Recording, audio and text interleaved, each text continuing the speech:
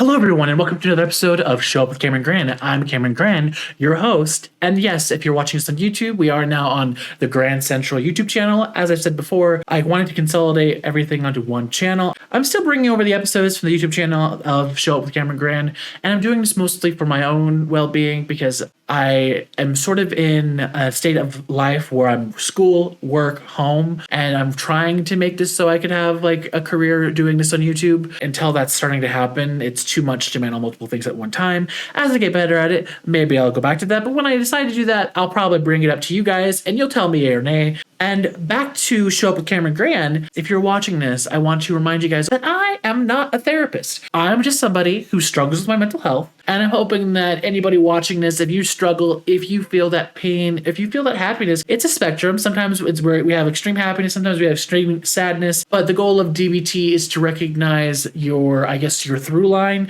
your baseline, in other words. And that's just so you guys know when the good times are happening and when the bad times are happening. Because if we're just kind of left in the ether floating around, we don't usually recognize when those moments are happening until time has passed afterwards. But a lot of times, if you open yourself up to the possibility of happiness in the moment, you might find it more often than not. I've said this analogy before, where it's kind of like water on a beach. You don't want to cling to anything. You don't want to be scared of letting it go. You just want to let it into your life and let out of it. And when you start stressing about things coming in and out of your life, it doesn't matter. It's fine. We're all human. We're supposed to embrace the spectrum of life. Try these out or don't. It's up to you. I am not in charge of anybody. I'm only in charge of myself. And that's a reminder to all those people out there who feel like they are in charge of other people. Yes, sure, if you're a parent, you are in charge of like the safety and well-being of another human being. If something's happening in your kid's head, that's when you gotta have these conversations with them and just check in, because checking in is important. Today, I will be continuing the next step of the DBT manual. I left off on the D.E.A.R skill and then the G.I.V.E skill. And now we're going to be going over the F.A.S.T skill. But before I dive into F.A.S.T, let's reiterate what the D.E.A.R. Basically, the D.E.A.R part of the skill is when you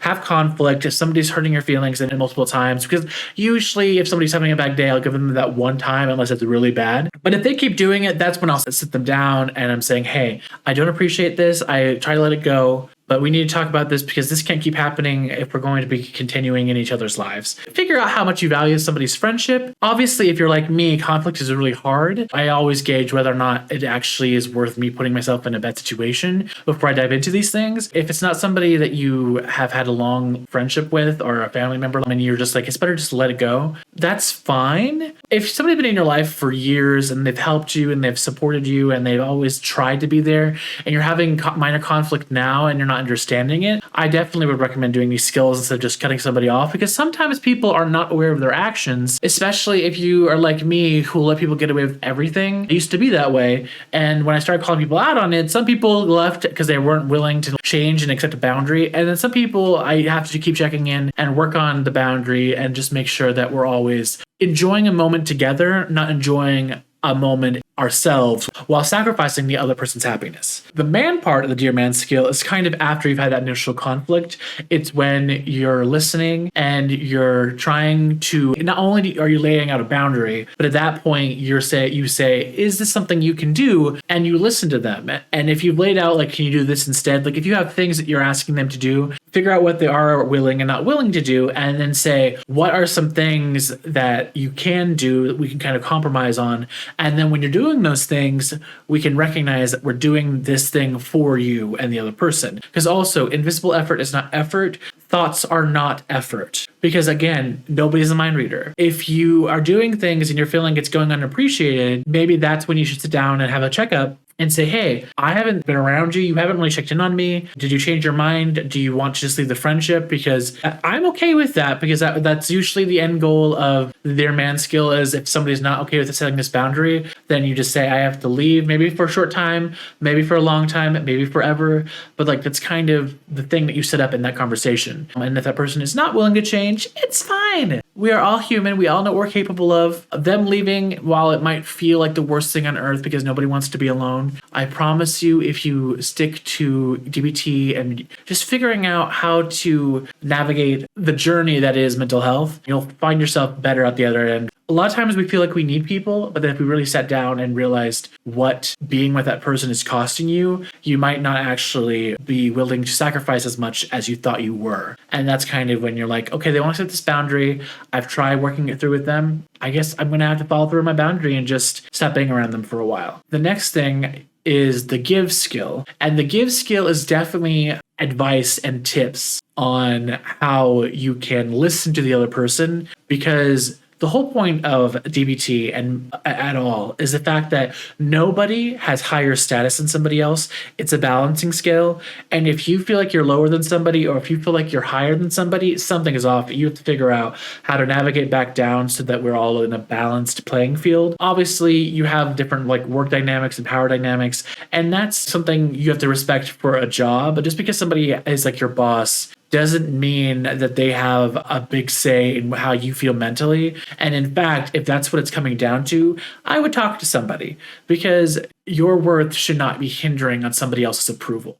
100% I believe that. And when we lose that, we are risking ourselves, and we shouldn't risk ourselves for other people. And now, today, we will be going over the F.A.S.T skill. Basically, give is when you're validating the other person, you're listening to what they need, and then you're figuring out how you can compromise with them while still getting what you need, and then also gauging how much you can sacrifice. People, especially when they haven't had a boundary set before, will push you, maybe intentionally, maybe unintentionally, but it's a journey. That's always a journey. That's fine. And then as time progresses, you're like, no, actually, I'm not okay with this. If this is what you need, then I can't. It's still not enough for me.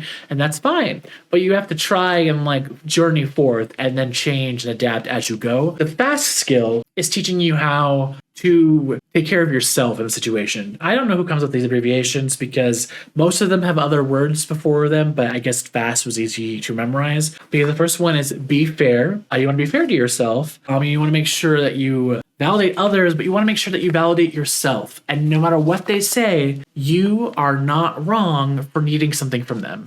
And if they can't see that, that's their issue. It's not yours, because you have to be fair and you have to gauge, okay, maybe I'm expecting too much, maybe I'm not. But be fair to yourself and don't validate them invalidating. Do you know what I'm saying? Your feelings are accurate. They are real. Just because somebody else, they're not trying to do something doesn't mean they aren't. And you have to know that it's valid what you're going through, which leads into the second thing in the F.A.S.T skill, which is no apologies. A lot of times, as I was talking about that balancing scale, when we feel lower than people, we feel like our emotions are stupid. I say that because I felt this myself, and that we have to apologize for bringing up conflict because we're clearly in the wrong, and we're apologizing and saying sorry that this thing is happening when you don't need to apologize. Your feelings are valid. If you're upset, that's a valid feeling. Don't apologize for it. Just tell them what's wrong. Here's the thing that I love to say about validation. Just because I don't understand how somebody took away something from what I said doesn't mean that what they got from what I said isn't valid. Saying somebody else's experience is valid is not saying that they're correct. Especially people who love to be right think that you're always doing things in order to be right. That's not always true. Sometimes two people can have an emotion and they're both valid. They can be counter, and that's fine. We're both individuals, and if we don't agree, we can agree to disagree. You don't get to invalidate somebody else because you don't agree with what they're saying or their opinion. The balancing scale, we're all equal. All of our perspectives and all of our lives have value and meaning. So even when we don't understand each other, we seek for ways to compromise to, I guess, exist with other people, but we don't seek to invalidate ourselves or our emotions. The skill in F.A.S.T is important because it's stick to your values. We all have core values. We all have like the things we were taught when we were growing up. We all have the things that we learned from lessons that throughout our lives where people might have wronged us, and then we're like, I don't want to be in this position again. I won't compromise. I won't be here again. And if they don't understand that, I'm sorry, but I cannot be in this position again. And that's kind of where the stick to your values comes in, because this is key, especially when things like guilt and shame are involved, because it's very easy for us to disguise shame as guilt. because people will start saying, well, like, you made me feel this way, this made me feel this way, and then you're like, I didn't mean to. Am I really a bad person? Am I like, so you start like saying, like, you start questioning yourself. That's why you have to know yourself. You have to know what you value. And if somebody's saying you're a bad person or a bad friend, think about what you see in a friendship. Think about what you see in friends, because that might be their version of what a good friend is, might be completely counter to what your version of a good friend is. And so if that's the case, then you're just existing in a world with somebody who doesn't value friendship the way you do, and maybe the best thing in that situation is to separate. And that's fine. Compromise is not you giving up everything. A compromise is, this is what I need from a friend. This is what I need from any kind of relationship, work or otherwise. And if you guys value other things, that's fine, but I don't want to exist in this environment. I've had to stick my foot down with people sometimes because like, core values are the way that you approach life. Core values are the way that you decide to do things. Like, safety is number one in my brain. Safety was always in question for me. I will not sacrifice safety for anybody. It is my number one concern. And so when I freak out at people, sometimes I don't realize I'm freaking out because safety is a core value of mine. And so I'll just react. And that's how internalized it is. Then people are like, why are you yelling at me? And I was like, I didn't even realize I was yelling. I guess. And then when I was like thinking about what they said, I was like, what you said kind of pushed at a safety net of mine, and I wasn't willing to sacrifice that, if that makes sense. Again, safety for me is a core value. Friendship. I want to say friendship is something I value, but the core value of friendship is energy. Whatever energy I send out to people, I want returned. And other people are completely okay with just never sending energy. And I realized that I can't have that in a friendship or a family dynamic, because it plays with me when I am feeling lonely, and it makes me more depressed, because when nobody's talking to me and I'm always sending them energy, it makes me feel like I'm not good enough. Because if I was good enough, they would reach out to me also.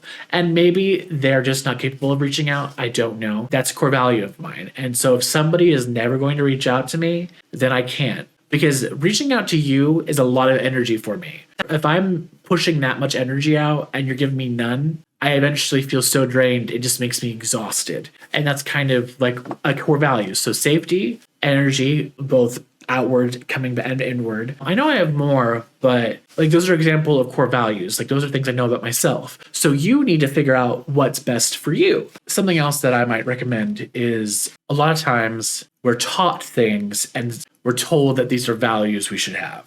And then those people that told us that those are values we had don't follow through on those. And so we start questioning, oh, if those are values of theirs, why are they okay breaking those things when it comes to me? Like, you know what I'm saying? Like, if people are saying things are their core values and they're not following through on those, that's when I would question their value to you. Because another core value of mine, your word means everything. If you ask me something, I will think very hard. I will go through every single scenario, making sure that before I tell you yes I can or no I can't, that if I tell you yes, I can actually follow through on that. Because if I can't, I don't want to say no. I don't want to say yes. I don't even want to say maybe. Like the answer only comes when I can 100% guarantee what is behind it. Because I don't like lying to people. I like making sure that my word is valid. I've been struggling a lot, and then when I have fallen short of my word, that bothers me. And that's why I'm working towards that, because I value my word so much. That's something that will trigger me, is if I say something and then I fall short. That's kind of what you have to figure out in your own mental health journey, is like, as you start looking into yourself and start figuring out why you get upset at things and why you get a lot of happiness, what are those things that make you feel that way? And then slowly but surely you'll find what your core values are. But that's an important step in the F.A.S.T skill, is just knowing what your core values are. So that way, when you tell somebody what you need from them, and then they start asking you for things and their ideas of compromise, make sure that whatever their idea of a compromise is actually something that you can do while sticking to your core values and sticking to what you need. Because something that might be okay for other people, but you're not okay with doing those things. I was willing to do so much work, overwork for other people, and then I realized I'm basically trying to reschedule my entire life to fit into a small amount of time in yours. And you can't even do the bare minimum thing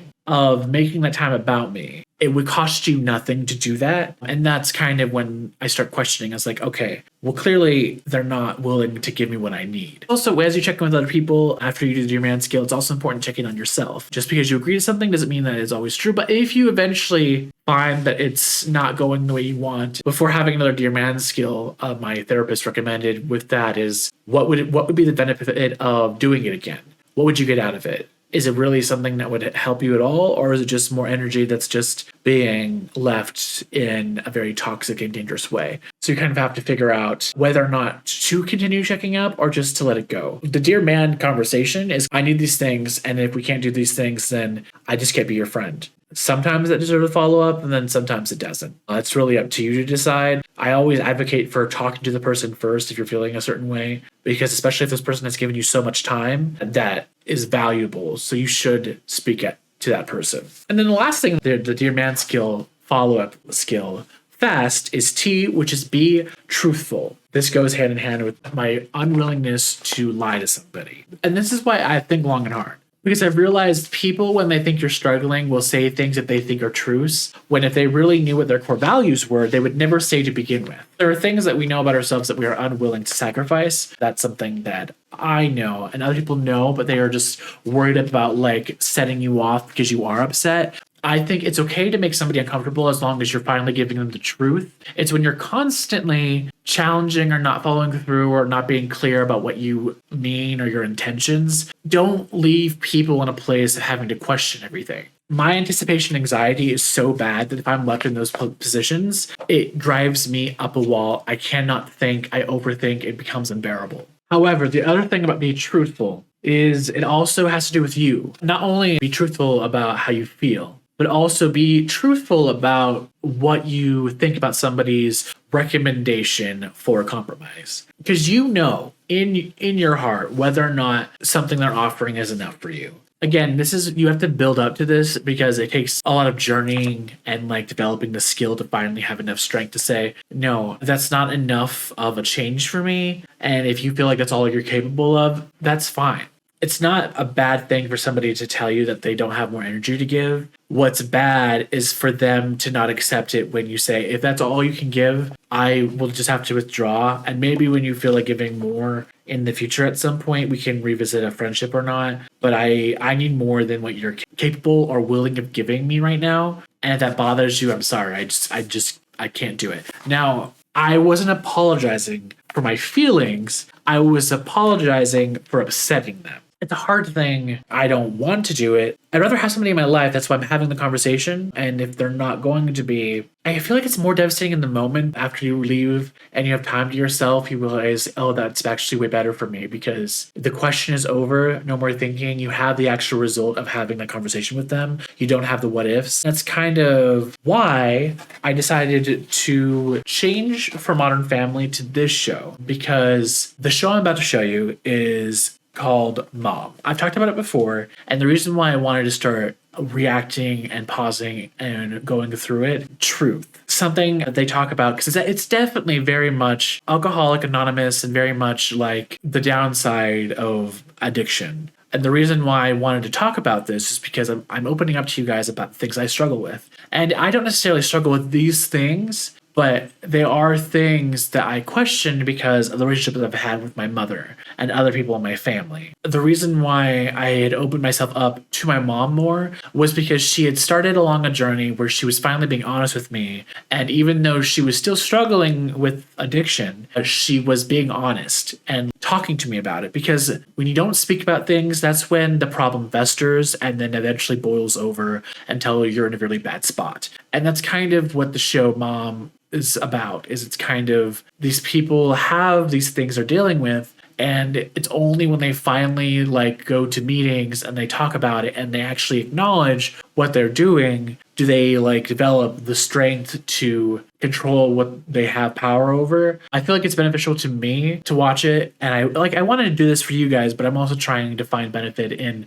like my journey along DBT and like sharing with you guys more. My mom died from overdose. I've said that before. If you're brand new, sorry, that's a blunt for you. But the reason why I wanted to share this show with you is because My sister is still in this place and I want to help her. She's not on the stage of talking with openness about her problem. She's still blaming other people. And I'm hoping that she'll find it within herself to acknowledge where she's at and just be okay with it. A lot of times when we go down certain paths, our judgment becomes worse than the actual problem. I just feel like when she can finally be truthful about herself, it will lead her to be able to recover and be better for herself. But that's why I'm choosing to switch to the show, because I feel like as the show progresses, it definitely becomes more and more challenging and there are hard things to talk about. And I want to push myself to share the deep truths about stuff. I just don't want to be happy-go-lucky, especially with this podcast, because it can be hard to deal with mental health and it can be hard to deal with family members who have addictions. And it can be hard to look at yourself and like the good and bad things you do and have no judgment over it. A lot of times I find myself comparing myself to others and that can be bad. It's only through acknowledging those moments and figuring out why I'm doing it that I will improve. And as we dive into this episode, I'm going to pause and hopefully give you guys some insights. I do welcome you guys to turn on Mom. With that, let's dive into the first episode. This is the pilot, is what it's called. It's Christy, a newly sober single mother, is trying to get her life together, but is challenged when her estranged mother, Bonnie, comes back into the picture on the series premiere. The first scene of the episode, Christy is kind of going around and she's bawling her eyes out. And one, as an actor, I just love it as an exercise to do that much crying. But the reason why I stopped it is because when we're not processing our emotions, a lot of times things will set us off and we won't know the reason and we won't be able to stop it. And that scene reminded me of this time somebody yelled at me and I wasn't even upset, like, did they hurt my feelings? No. So when they started talking more, I just started crying and shaking. And I'm like, why am I crying? Why am I shaking? I wasn't upset, like, again, going over your values. Why nothing that happened was a problem with me. I was just bawling. And so that's why I realized yelling is a trigger for me. And it can be any kind of yelling because people don't believe you when you say, I'm not crying because of you. I don't know why I'm crying. It's just happening. And that's kind of what that reminded me of is she went around and she was trying to give people their orders. She was trying to put on a good face terribly, bawling her eyes out the entire time, but she's trying. And then we have the obvious moment with Ethel, who's it's her birthday. She's forced to sing her happy birthday, even though she's like in a bad mood. Not bad mood because that implies anger, but sad. And it's kind of like the things we do a lot is we have to mask how we feel. And then, as I said, if you don't face things and you don't address what's going on or figuring out whether or not where you're living or what you're doing is working towards or against your core value, that's when you're left to these huge emotions just coming out of nowhere and sideswiping you because your body has been keeping track of that and has finally had enough. And it's like, no, you need to face this. And if you're not going to face it consciously, I'm going to send you all these emotions. So you'll finally spend the time and address it. In the next scene, the manager confronts Christy because she's making all the customers uncomfortable. What I like about that scene is she finally says what was going on with her, and it was because the man called her a good waitress. And then her huge reaction is because she realized how much of her time has gone by, and she didn't want to be a good waitress with her entire life. What she wanted to do was become a psychologist. I feel like that's a very common feeling where we feel like time is passing and we're doing what we need to support ourselves, but they're not at all close to what we want to be doing to support ourselves. And what I'll say about that is, again, the balancing scale of your core value. Because as she was speaking, she was saying the things that she wanted to do.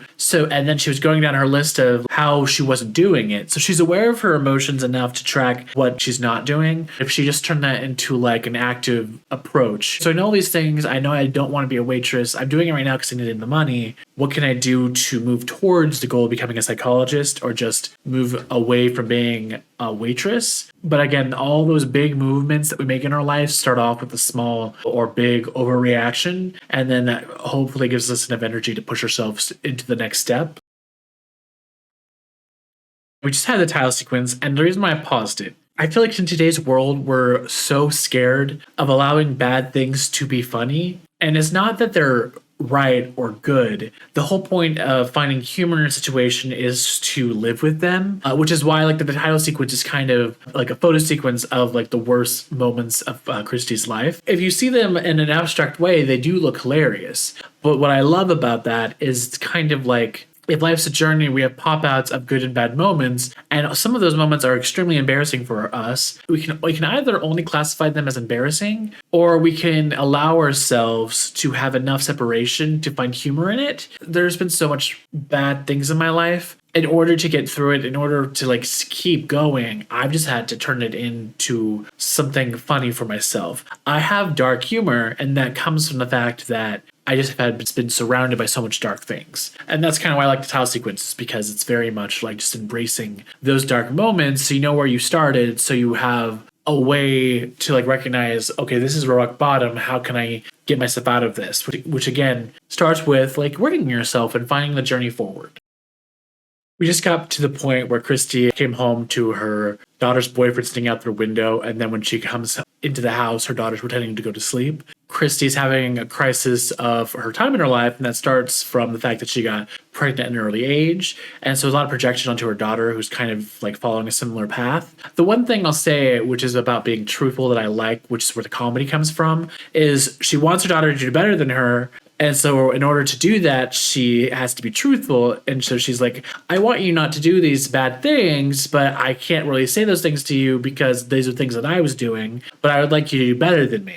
And I like that approach because, again, that's kind of being truthful, and it's not really having any apologies for where you are, because she's basically trying to ask her daughter to be better than her and not wake up one day and regret the fact that she's not a psychologist, because eventually we dived into just her own stuff that she's going through, which surprisingly happens a lot with people where they'll basically project their own stuff on you. I have fallen victim of that, and I have just had to figure out sometimes. I was like, okay, I don't know where those emotions are coming from. I don't know what they're saying. Nothing I can see in our interactions would lead somebody this way, but clearly they're having issues, but that's on them. I'm just not even going to allow that to occupy my own brains, which is kind of what her daughter did, but also teenage angst is kind of a thing. So it's kind of half and half. I like the approach of trying to guide and help somebody through brutal honesty about where the choices that are similar to theirs led them, which definitely is part of the first step of be fair. You want something from the other person, and you have to be fair to yourself and to the other person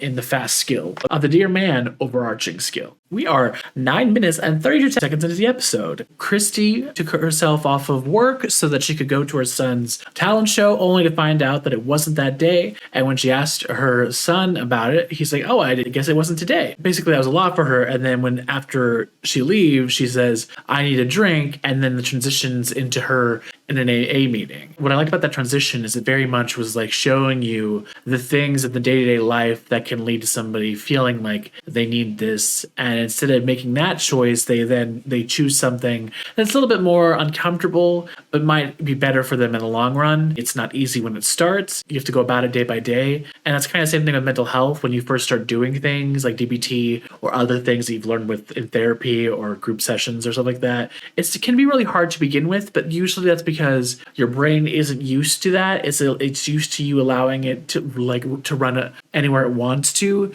But as you learn to develop that skill, it will get better. But I just wanted to highlight that a point of it is, again, a lot happens in our lives, and sometimes it feels like a lot, but you can get through it. You just have to trust in yourself and allow those moments and those feelings to be there, but also allow yourself to grow and not let it get to you too much. It's 11:08. We reached the end of the meeting that Christy was attending, and it's revealed that her mother was there. But as she's talking, she's saying all these things that her mother was doing that she taught her, and that her reason for wanting to get sober is she didn't want her not to be her mother. So it is a funny joke that they kind of hid her in the room behind people, but when she sat down, the mom comes out of nowhere. But the reason why I wanted to highlight that moment is it's kind of like there's so much judgment put on mental health that when we start to feel like opening up or talking to somebody about it, we can feel self-conscious, like it's maybe not the right thing to do.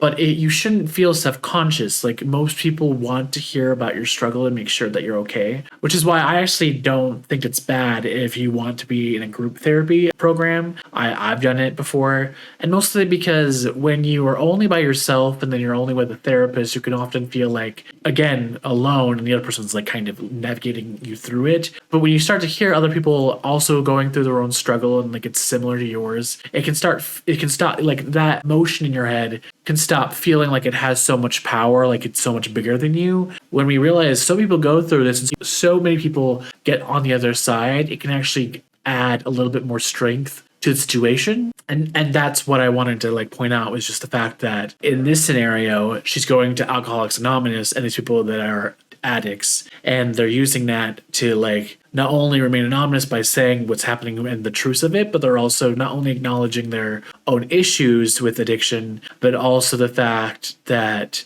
other people share in that, and so there can be camaraderie and acceptance and the ability to have enough separation to make better choices leading forward. Which is part of, I'm not going to educate you because that's not the point of this, but it's like that's why there's a 12-step program to guide you through sobriety. We are 14 minutes and 56 seconds in. We basically just ended the scene with Christy and her mom in the diner, and she's trying to confront her mom about all these things that happened in her childhood, and she's pointing out the things that were wrong, but her mom's just seeing all like the hustle that she put in, not really acknowledging any of it. And even with the point of the fact that they both went into an AA meeting, she thought that she was 2 years sober, and then Christy was pointing out the things that you're supposed to not be doing as somebody who is sober, and then she's like, oh wait, maybe I don't have 2 years. And basically, the end of the conversation just kind of led them into the realization that Christy's daughter is looking to Bonnie for a coach on life and somebody to look up to. And Christy's like, well, she may need a better role model, but I don't think it should be you because you're who taught me and I'm as messed up as you are. What I've realized with most kind of like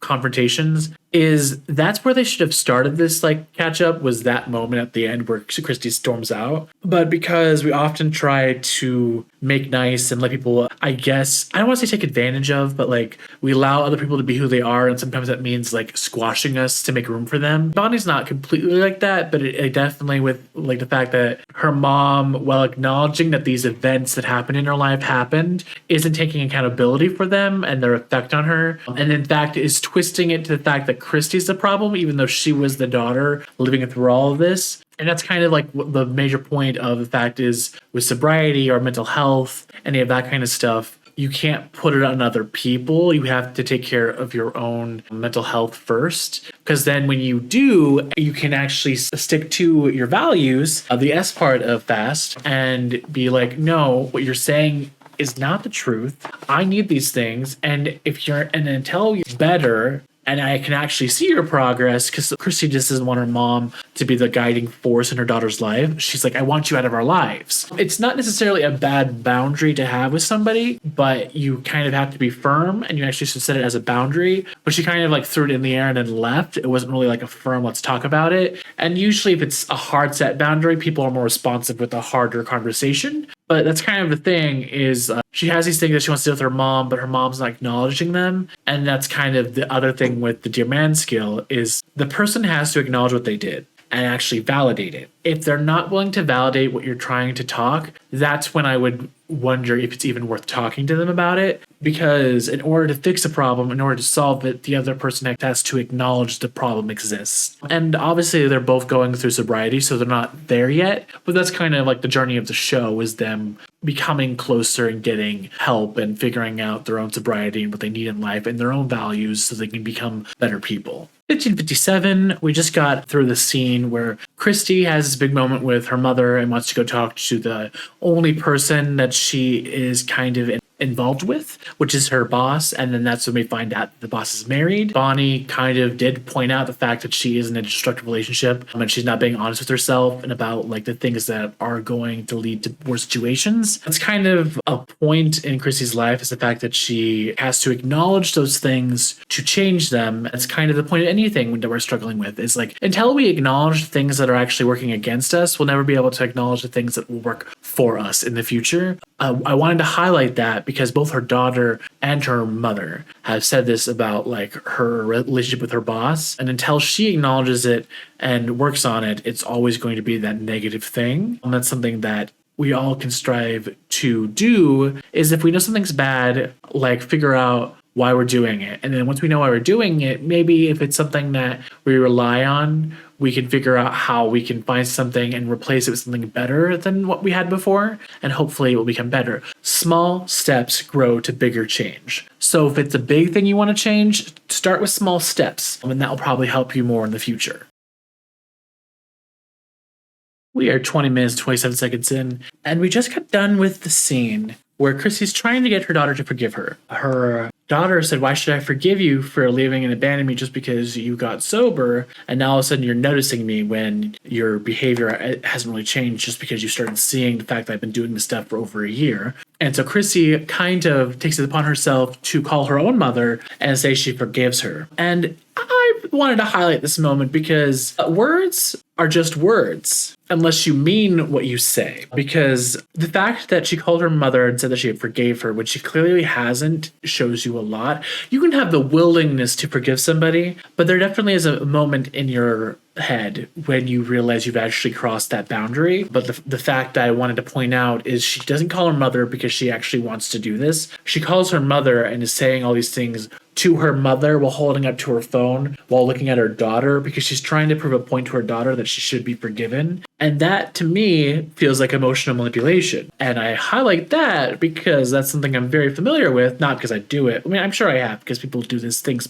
unintentionally. The thing that I wanted to say is the D.E.A.R skill, F.A.S.T, G.I.V.E, all of those things cannot be done to emotionally manipulate somebody. If that's your intention, you're doing it wrong. Because the whole point is you're viewing somebody as an equal and you're coming together realizing that you both have different experiences. And one person is like being under the impression of having a good time, the other one is miserable. And so something that you have to like stop and highlight is, hey, things are not good. We need to change them so we're all happy whenever we are in each other's presence. Sure, Christy can begin the process to start forgiving her mother, but you shouldn't do such a big action as a form of manipulation, because really what she was doing was trying to manipulate her daughter to a quick way route to her own forgiveness. And there are no cheat codes in life. There's no skipping steps, because we're humans who need time to process and change and then forgive. I have let things go and let them be bygones and completely forgot them. I'm not completely forgot them, because I what I mean by forgot them is the fact that they no longer have power over me. When I think of these things, I have no emotional like feeling towards them. So they don't make me sad or upset. And that's kind of where I'm hoping Chrissy will start that process with her mother. But I just wanted to highlight that because I know what it's like to have somebody say something and then only mean it to emotionally manipulate you. And that was kind of what I was pointing out earlier when I was saying, don't say things to people just because they're upset. Say them because you actually mean them. Because you're giving them a temporary relief over a long-term problem. That long-term problem is far worse for them than any kind of small little fix you're giving them. It's okay to be uncomfortable. It's okay to live in those moments as long as we're working towards the problem that will then erase bigger issue down the road. Okay, we were at the end of the episode, and we're left with a big question. I'm going to start with what I find ironic about the ending of this episode. The whole time, it ends with Bonnie and Christy in her home, and we're still pretending to be forgiven. And the whole time, Christy's trying to search for her mother because she said she forgave her mother, but her mother did not validate and return the favor. She did not forgive or ask Christy for forgiveness for the ways that she wronged her as a child. Because again, memories, not everybody has the same memories because not everybody attaches to something as traumatic as somebody else does. But just because you don't remember something doesn't mean it didn't happen. Memory it's fluid. It can be dumped out of like a well and like long out to sea before you ever have a chance to bring it back. The whole point of validating somebody is because Christy gave her many times to say, yeah, I'm sorry for this, this, and this, but like Bonnie would not give it to her. And in fact, every time Christy would start off by saying, I'm sorry that I was a bad daughter, like Bonnie's like, oh, I forgive you.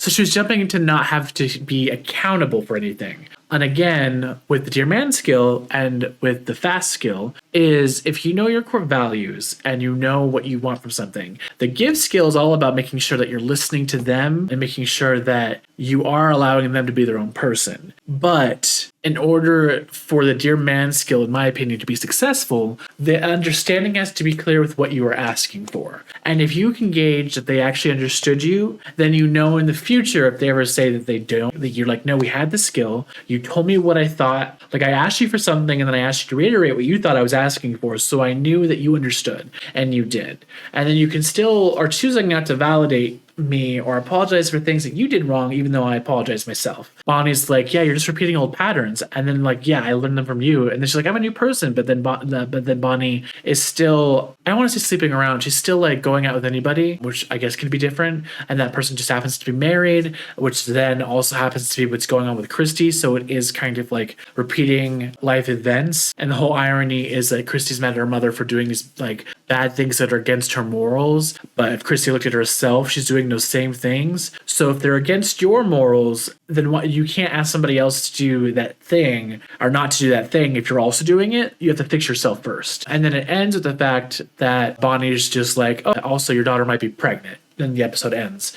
But the irony of that is Christy doesn't have a relationship with her mother, but her daughter has a relationship with Bonnie. And so that's how she has this information about her daughter. And it's like the cycle is repeating, and it's only through working through and that situation and forgiving will they finally be open to actually having a relationship that's actually validating and an equal playing field. And until it is, it's going to be a back and forth rocky road. That's the message of this episode. And I really hope that you guys take the time to watch it. I will definitely watch more episodes in the future. I took more time than I thought explaining the skill in the beginning. So I'm only going to watch the pilot. I have seen a lot of episodes of the show. I do really love it. But the reason why I chose it was because it reflects and is so close to my own life that I thought it'd be a good idea for me to point out that skill. Hopefully you guys have found some little nuggets of truth in your own. Feel free to watch it yourself. I hope my breakdown helped you. I gave enough detail that I hope that you guys could get the context of what I was talking about. If you're watching this on YouTube and you enjoyed this, feel free to give the video a thumbs up. It definitely helps the channel.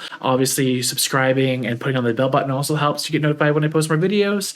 If you're on any kind of podcast, liking it does help me spread to more people. Also rating it. Ratings help so much. And then, yeah, comments. I love having discussions with people and just talking over things. Try to, because I have had some comments where it's hard to follow. So if you're clear in your comments, I can definitely respond more to them. Some of them, I don't know how to respond because they're just so long and confusing. I also have that skill. I am working on the ability to turn my monologues into syllables not syllables, but like sentences, because I definitely can go off a long time when I'm explaining things. And I'm trying to make these things for DBD skills as concise and clear as possible. Hopefully you guys enjoyed the F.A.S.T skill. And as a reminder, that stands for be fair, no apologies, stick to values, and be truthful. Alrighty, everybody. I will see you guys next time. Thank you guys for watching. And as always, remember as you go about your week, don't forget to show up for yourself. Why? Because you matter. Alrighty. See you next time. Bye-bye.